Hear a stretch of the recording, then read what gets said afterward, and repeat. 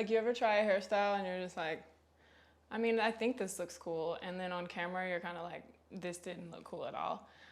Kind of feel like that's what's about to happen here. Anyway, hi, my name is Casey Michelle. I'm a breathwork facilitator / content creator. And in today's video, I want to talk about my 4-year breathwork update. I've made a video talking about how breathwork has changed my life, how I got started with breathwork, and how you can also get started in the more like chronic lifestyle way of being. All of that is listed down below. So today's video won't necessarily be about like where we started. It's a life update of what's going on as far as my breathwork journey. Super just candid, kick back, relax video. If that sounds like something you're into, make sure you're subscribed and make sure you give this video a thumbs up. And lastly, tell me where you are on your breathwork journey. Is this day 1 or is this year 7? Where are you at? 2 months?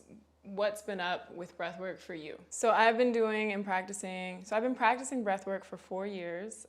For a whole year, I was just kind of practicing it and getting to know it in a sense, getting to know myself before I taught it. Fast forward to now. Well, as I'm filming this, I'm on day 3 of a juice fast, and that has been lovely. You guys who've maybe been watching me for a little while know that fasting and detoxing is something that I have shared a lot about on this channel, and I'm not gonna say as into it as I was, but I think I found like a very happy balance with it all. Truth is, sometimes prioritizing your health can be really isolating, at least in my personal experience. I'm not projecting that onto anybody. Maybe it's not for you at all. But in my personal experience, had a little bit of isolation, or I felt very disconnected to the people around me. So I found a very good balance, the whole food thing for those curious. But as far as breathwork goes, I think this year I've reestablished my connection in a new way. A lot of it is the same. The routine that I first ever learned is still the routine that I pretty much, for the most part, and I also have a video about like what my routine actually looks like, I, for the most part, kind of stick to. It's about 40 to 60 minutes long, and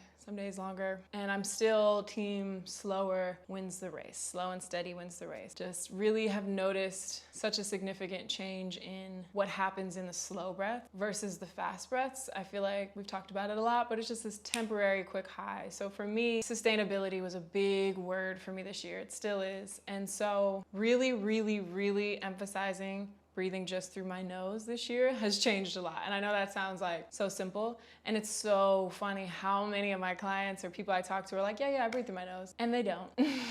They don't. Not as much as they may think they do. They might do it a little bit more than the average person. But most of us are breathing through our mouth more than our nose, especially during physical activities like working out or running or anything. I used to suffer from really bad like heat migraines, I guess we can call them, last summer and the summer before that. And this is the first year where I have not endured any of them. I was like last year really going through a thing where I was like, what is this? Like, why can't I work out in the sun or run around in the sun or be outside during the summer for an extended amount of time without getting this crazy migraine? Y'all, the only thing I've changed is breathing through my nose during physical activities and just in general as much as possible, like really making that a point, because it does stimulate that safety in the body. And it is naturally just a deeper breath, and it filters the air, and the list goes on of why you should be breathing through your nose. That this year has been the thing. And I think that has created a sustainable practice daily for me. In a lot of the activities I'm doing, in Zoom meetings, while I'm editing videos, taking walks, at the gym, bringing my breath into present moment has shifted the way the present moment feels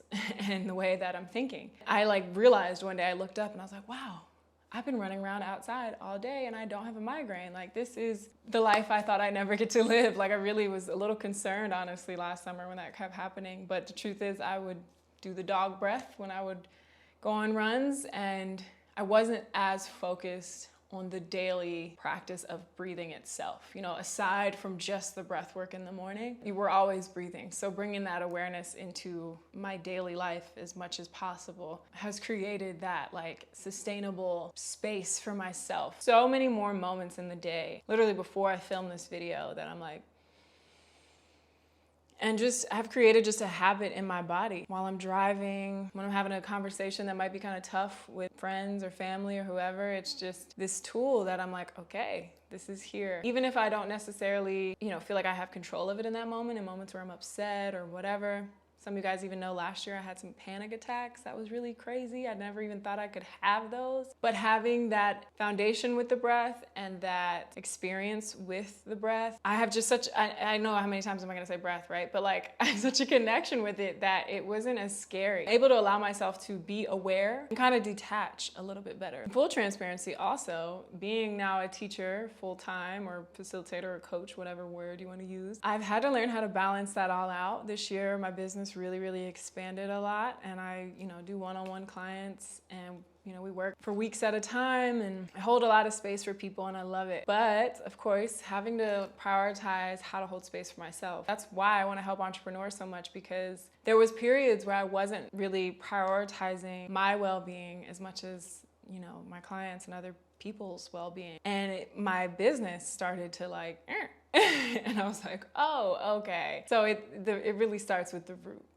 Got it. Yeah, it's just night and day, the days I do practice breath work versus the days I don't. And I've, in all transparency, had some days this year, like a lot, where I didn't sit for 60 minutes. I sat for maybe 20 or sat for 10 sometimes, because I really just, my schedule was just booked and busy, and I was like, okay, I'll break it up. I'll do 10 later. And I might have, some days I didn't, some days I would just do it at night and not in the morning. There was just like a chapter where I was just kind of inconsistent, and it was literally showing up in my life. And I was just like, oh my God, breath is life. Literally, they reflect each other. I just noticed when I do get stabilized and when I do like anchor myself with my breath, it's just a whole different, life is just a lot different. There's ebbs and flows too. To say that I'll, never go through that chapter again is false. And I think I've fully accepted that. And I think that's the difference. I think a lot of times when we start practices that feel really good, sometimes they become a chore instead of a lifestyle. And you're like, okay, I gotta go do this thing because it's supposed to be good for me. I gotta go do this thing, right? I care about myself, right? I love myself, right? I gotta go do this thing. Breathwork is one of those ones. And I was just talking to a client about this today, that like, you can't really unknow. Like, even if you don't do your morning sits, if you just like, I quit breathwork. I've had this thought, like, just to,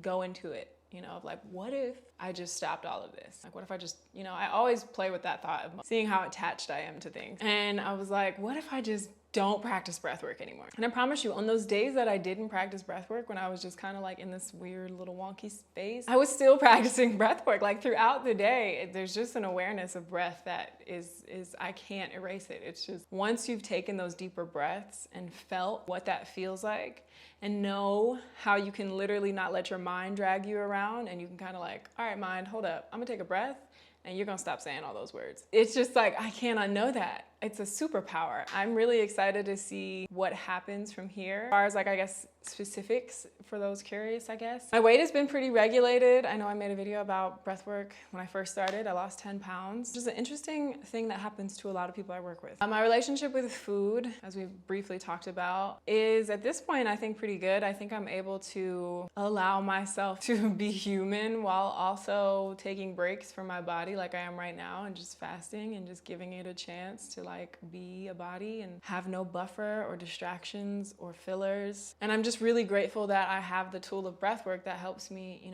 helps me so much, makes the process so much easier to be like, I'm gonna jump into a week fast. And that doesn't sound so intimidating for me at all anymore. I'm like, oh yeah, I can, yeah. So that's beautiful. I also have a video about that, breathwork and fasting. My light is going on me. It's getting dark. It's about to rain. I'm trying to think if there's anything else. And I think the last thing to mention overall, it's just been the #1 theme with breathwork, is just acceptance. We resist so much and so often, more than we even realize sometimes. And kind of just, doing my best to enjoy surrendering. My best to see what happens if I remove my own voice from a situation, or remove my ego, or remove like my want from a situation, and just surrender, like just see what happens. I think I've created a lot more acceptance in my overall being, of other people, of myself, choosing my battles, setting boundaries. This year I've created a lot more grace for myself in a lot of spaces. In that, category of acceptance, I just love the way I'm able to, I still have room and improvement. I'm not saying I've perfected this, but the way that I'm able to express emotions and hold space for myself, I know I talk about it all the time, but it's just something that I, before breathwork, didn't know how to do, and I just filled voids with work or filled voids with people or whatever. I can't go back. You know, I love this awareness. Hope you guys enjoyed this video. I just wanted to keep it kind of more chill than like sciencey or learning anything. I just wanted to kind of share my story and share where I'm at. If you have videos that you definitely want to see from me or topics you want me to talk about, feel free, comment that down below. I'm all ears. I think that's it. I think that's all. I'll see you next week. Peace.